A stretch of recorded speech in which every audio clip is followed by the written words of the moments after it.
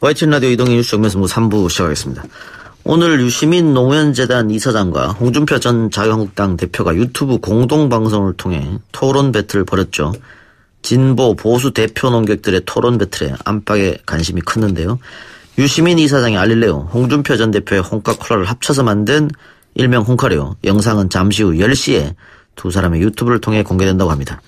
오늘 두 사람의 토론 진행을 맡은 변상욱 YTN 앵커 모시고 오늘 토론 어땠는지 이야기 나눠보겠습니다. 어서 오십시오. 예, 안녕하십니까. 예. 변상욱입니다. 뭐 세계의 토론이라고 할 수 있을 것 같은데. 예.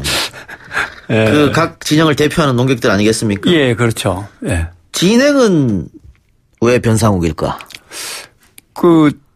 별 이유도 없는 것 같은데요. 첫째, 싸게 먹힌다? 예를 들면 그런 거? 아니면 예. 하자는 대로 잘 들어준다? 변 선배가 착해서 이런 이유일 수도 있는데 제가 알릴레오에 출연을 잠깐 했습니다. 예. 가짜뉴스 문제로. 예. 그래서 이제 고생하는 이제 후배들하고 밥을 먹고 이제 차를 마시는 중에 처음 듣는 얘기로 홍준표 대표 쪽에 홍카콜라하고 합동방송을 예. 한번 하자고 제의를 했더니 그쪽도 싫은 내색이 전혀 아니더라. 예. 라고 해서 야, 이거 기사 한 건 건졌다라고 생각을 했는데 제가 물어보니까 방식도 아직 전혀 결정이 안 됐고 당장 양쪽이 동의하는 사회자가 결정이 돼야 그렇죠. 되는데 사회자를 못 정하고 예. 있다. 그래서 생각나는 사람 김구라 선생을부터 예. 시작을 해서 쫙 되다가 제작진이 기다렸다는 듯이 그냥 변 선배가 보시면 어떻겠느냐라고 얘기를 해서 나도 볼 수는 있지. 이제 퇴직해서 자유로운 몸이니까 그렇게 얘기하고 끝났는데 어느 날 저희 YTN 뉴스가 있는 저녁에 출연해달라고 홍준표 대표한테 전화를 했더니 예. 내가 언론사를 경영하는 사장인데 말이야. 내가 남의 방송에 뭐하러 나가느냐. 예. 이러다가 그나저나 당신이 사회 본다 그랬고 내가 가겠다 그랬어. 이렇게 된 거예요. 그래서 이게 나 없는 사이에 일이 이렇게 진행이 됐구나. 그렇게 이제 이야기가 됐습니다. 예. 그러니까는 어쨌든 양쪽에서 다 오케이 한 거네요. 네, 그렇습니다. 쉽지 않은데 그것도. 모르겠습니다. 누가 더 편파적이다 이렇게 되면은 딱 봐도 그 사람의 성향상으로는 홍준표 대표 쪽하고는 좀 먼데 누군가가 이렇게 예. 브레이크를 걸 수가 있었을 텐데 그래도 평소에 아무튼 인연 때문인지 변 기자 오면 됐지 이렇게 예. 아마 된 것 같습니다. 예. 자, 본격적으로 거기에 대해서 이야기 나눠보기 전에 그 두 사람의 1대1 토론 같으면 예. 지상파 방송이나 대형 신문사 같은 경우에도 해보고 싶은 그런 기획이고 아이디어거든요. 그렇죠. 예. 그런데 이걸 유튜브라고 하는 뉴미디어를 통해서 했단 말이죠. 예. 이것도 역시 나름 언론에서 의미가 있을 것 같습니다. 이런 상상을 해보면 상당히 좀 지상파 입장에서는 좀 섬찟한 건데 예. 예를 들면 지상파가 만약에 텔레비전이 이걸 기획하려면 세트 세우고 예. 거기다가 온갖 조명에 카메라가 어떻게 들어갈 거며 이제 편집은 또 어떻게 할 거며 예. 시간은 시간은 도대체 언제 잡을 거냐. 근데 이게 한 방송사가 아니고 두 방송사니까 그렇죠. 정말 정해지기 어렵고 몇 달을 걸려야 될 수도 있습니다. 예. 근데 후다닥 해치울 수 있다는 이 유튜브 채널의 특징상 맘만 맞으면 이런 일이 얼마든지 벌어질 수 있구나라고 한다면 이게 이번에 한 번이 아니고 수시로 이루어질 수 있다면 예. 그리고 현안이 큰 게 터졌을 때마다 벌어진다면 그리고 거기에 매달린 구독자들이 1만, 2만이 아니고 10만, 20만에서 이제는 80만, 20만에서 100만 아닙니까? 둘을 예. 합치면 이런 정도의 규모라면 지상파 TV에 설 곳은 어디냐라는 게 이제 하나가 있고 제가 진행하면서 느낀 거는 이게 보통 문제는 아니다. 왜냐하면 이러한 플랫폼의 이점을 감안해서 건물주와 세입자를 동시에 불러갖고 말을 시켜본다든가 네. 학생과 총장, 노동자와 사용자 이런 식으로 또는 진보 시민과 보수 시민 얼마든지 자유롭게 만나게 할 수 있고 시시때때로 토론을 성사시킬 수 있다면 이거는 유튜브 TV 채널의 새로운 어떤 가능성 아니겠나 이런 생각을 해봤습니다. 그러니까는 플랫폼이 바뀌었기 때문에 거기에 맞춰서 방송 시장도 변화하는 거고 판도도 변화하는 그렇죠. 거고 그러니까 지상파가 과거처럼 그냥 그 관성만 가지고 해서는 안 되겠다 이런 걸 또 알려준 것 같아요. 네. 예를 들면 건물주와 세입자를 지상파가 불러가지고 자유롭게 얘기할 수 있도록 장을 마련할 수 있겠습니까? 어렵습니다. 심의 제재 같은 것도 있으니까요. 지금 뭐 지상파 시장을 하시니까. 툭 하고 뭐 심해서 욕설이 나올 수도 있고 원망하는 소리들이 오고 갈 수도 있는데 그런 부담 때문에 지상파는 못하죠. 정해진 말만 딱 하게 돼 있는데 유튜브나 또는 팟캐스트도 아마 이런 점에서는 상당한 강점이 있는 것 같습니다. 몇 시간 했습니까, 토론을? 2시간 아마 한 40분 정도 한 것 같은데 오늘 거의 편집 없이 아마 방송이 될 것 같습니다. 네. 2시간 40분 지켜보신 거 어떤 느낌이 드셨어요? 밤 10시에 아마 방송이 시작된다는데 밤을 꼬박 자정을 넘길 텐데. 자정을 넘기셔야 되는데 그 제일 고민은 진보와 보수가 만나서 서로 이해할 수 있느냐, 서로의 어떤 접점을 찾을 수 있느냐 하는 건데 가능성은 있다라고 봤고요. 그다음에 갈 길은 멀다. 그 얘기 좀 해주세요. 가능성은 뭐고 갈 길을 먼 것은 뭐 때문에 그런지. 두 분이 그렇지, 그 부분은 내가 조금 이해를 하겠습니다. 인정할 수 있겠습니다. 이런 부분들이 계속 나오더라고요. 얘기하는 중에. 그거는 그럼 내가 너무 좀 과장되게 생각하고 있는 것 같다. 너무 과하게 느끼는 것 같다. 이런 것들도 나오고 그런 점에서 양쪽에 아주 그 골수라고 생각할 수도 있는 두 사람인데도 아니다. 그 점은 내가 이해하겠다는 게 나오는 거 보면 가능성은 있다. 진보 보수가 대화를 나눌 수 있겠다. 근데 이제 문제는 이런 만남이 꼭 현역에서 벗어나거나 핵심에서 벗어나서 그러니까 뭐라 그럴까요? 주류에서 벗어났을 때는 가능한데 주류에 가서 뭔가 직위를 차지하고 있으면 또 불가능해지는 거 아닌가. 그쪽을 또 대변해야 되니까. 그렇죠. 그래서 진영을 대변해야 되고 진영을 위해 싸워야 되는 그 입장에 선다면 거기 나가서 그렇게 얘기했다면 큰일 나지라는 생각 때문에 못할 거 아닌가. 그래서 결국 두 사람이 짐을 벗어 던지고 좀 자유롭게 된 다음에나 가능했다는 점에서는 아직은 좀 갈 길이 멀다.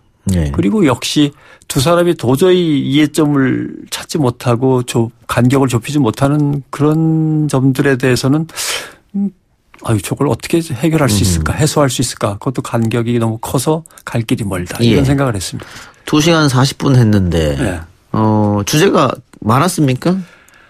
양쪽이 5개씩 주제의 키워드만 적어갖고 나오기로 한 거거든요. 질문은 뭐 없고 아예. 대본도 없고. 대본도 없고 질문도 없어서 그 키워드를 제가 쪽지에 적힌 걸 뽑아서 펼치는 순간 이제 그걸 생각한 사람이 상대에게 그 질문을 이제 하고 그다음부터 이제 거기에 대해서 토론이 벌어지는 그런 형식이었습니다. 뭐 사회, 경제, 정치 전반을 이야기했습니다. 그렇죠. 통일부터 시작을 해서 노사 문제까지 쭉 이어지고 이제 마지막에 서로를 위한 덕담 정도 끝났습니다. 근데 뭐 통일, 노사 이거 정확하게 완전 반대되는 생각을 갖고 있는 분들 아닙니까? 그렇더라고요.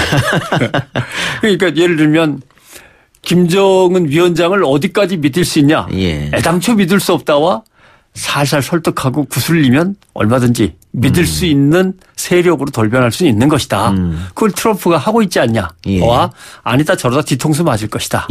이제 이렇게 갈라지면은 접점이 안 나오는 거죠. 그래서 그 부분이 제일 많이 벌어졌던 지점인 것 같고. 탄핵 이야기도 하셨다던데. 탄핵. 박근혜 전 대통령 탄핵만 이야기했습니까? 아니면 노무현 전 대통령 탄핵도 이야기했습니까? 좀 기억을 되살려야 되긴 하는데 노무현 전 대통령 탄핵이 제일 둘이 싸워야 될 지점 아닙니까? 이제 원망스러운 것도 많고. 근데 홍준표 대표가 그 지점에서 노무현 대통령 탄핵은 참 안타까웠다. 물론 이제 이루어지지는 않았습니다만 끝까지. 그리고 노무현 대통령이 불행한 마지막을 마친 거에 대해서 안타깝고 열심히 정말 고생하고 많은 것들을 개혁하려고 애썼는데 라고 이렇게 얘기를 꺼내버리니까 거기서 싸움이 안 돼버렸습니다.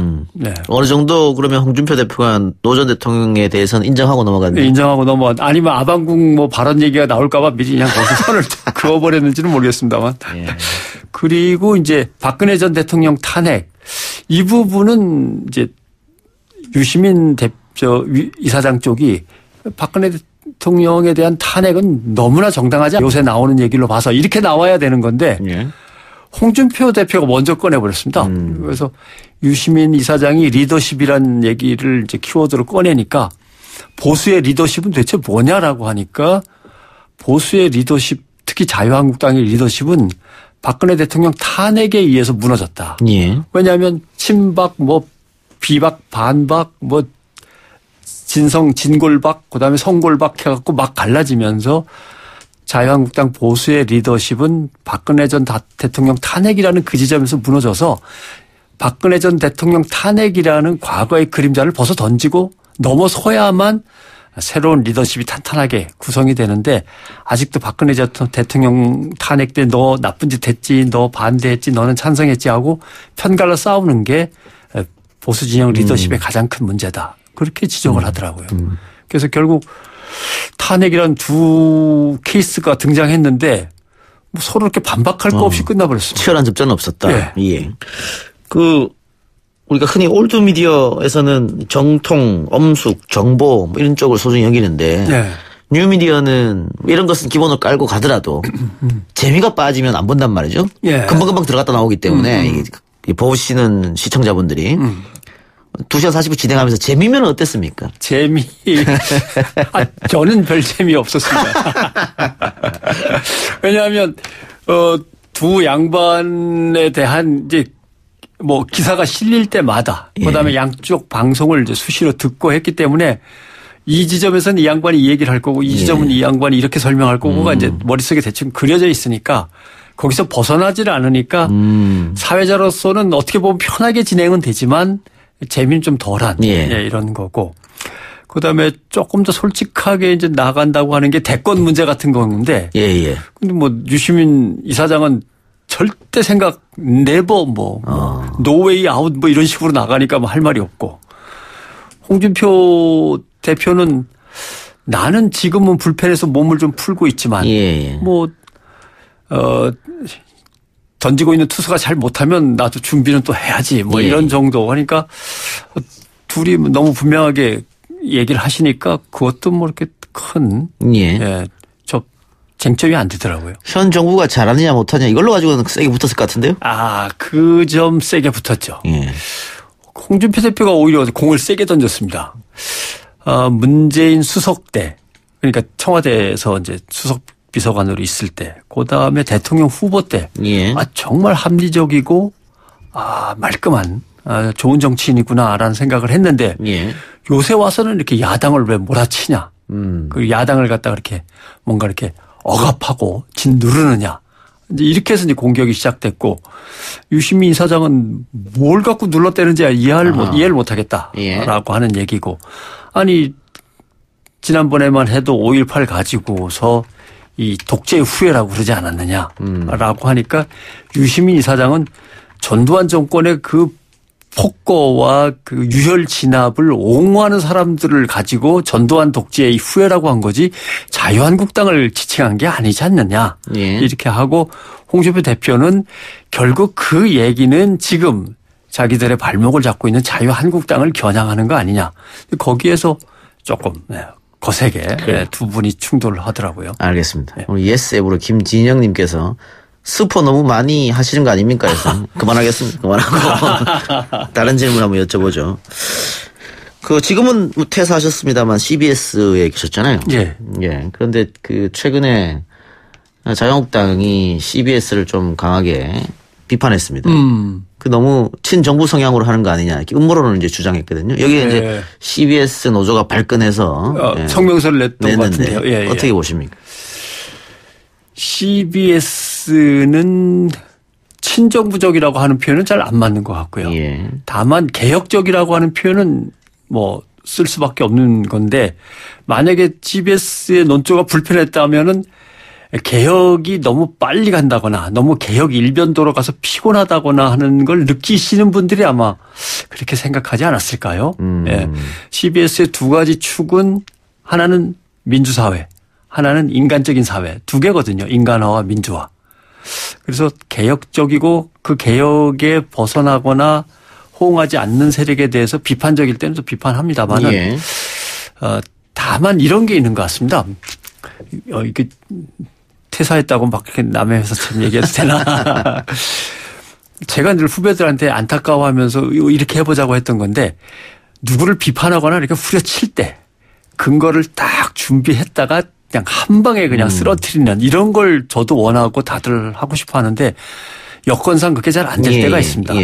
그럴 때 이제 그래도 비판을 갖다 하다 보면 뭐라 그럴까요? 그냥 약간 핥히는 기분? 이게 좀 약간 끝나고 나면 찜찜한 시원하게 후들겨 맞은 게 아니라 뭔가 조금 이렇게 좀 이렇게 상처를 긁힌 듯한 느낌?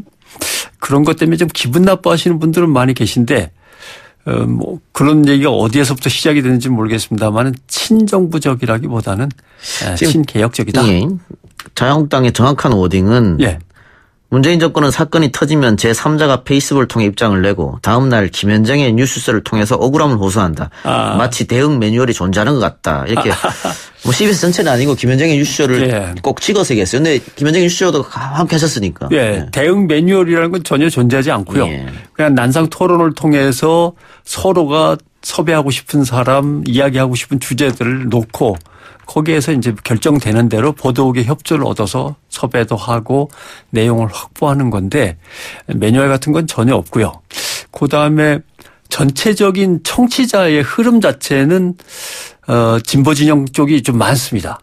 그래서 댓글 같은 것들이 올라오는 것만 해도 그쪽이 훨씬 많고 제보도 그쪽이 훨씬 많고 아마 그런 것들이 영향을 미칠 겁니다. 당장 메뉴에 깔려 있으니까. 근데 그런 거는 이 어떤 플랫폼으로 청취자가 듣느냐 그게 다 다를 것 같아요. 저희도 지금 라디오를 하고 있습니다만은 뭐 유튜브라든가 혹은 팟캐스트를 또는 예스 앱으로 들으신 분들은 진보층이 좀 많고 근데 문자 오시는 분들은 거의 다 또 보수층이거든요. 그러니까 어떤 매체를 통해서 듣고 어떤 매체로서 소통하느냐 거기에 따라 좀 다른 것 같아요. 플랫폼의 성격상 거기에 이제 딸려 있는 분들이 다르군요.